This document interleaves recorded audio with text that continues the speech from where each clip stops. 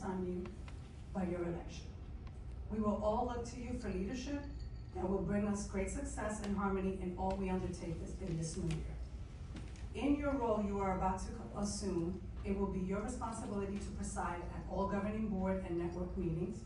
You shall perform all duties incident to the office of the president and such other duties as may be prescribed by the governing board from time to time. As the 2026 Bonita Springs Estero Network President, you are entering upon a new phase of service, cooperation, and unselfish leadership. You will exemplify the best that realtors have to offer their profession.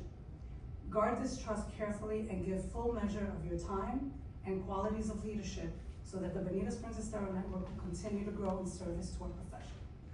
Are you ready to accept these responsibilities of the office of the president?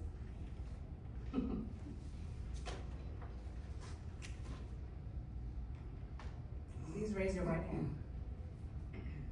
Do you solemnly promise and swear to administer the office to which you have been elected to the best of your judgment and ability, conforming to the bylaws of the Women's Council of Realtors, observing and enforcing at all times the Code of Ethics of the National Association of Realtors, and supporting at all times the activities and the interests of the Women's Council of Realtors?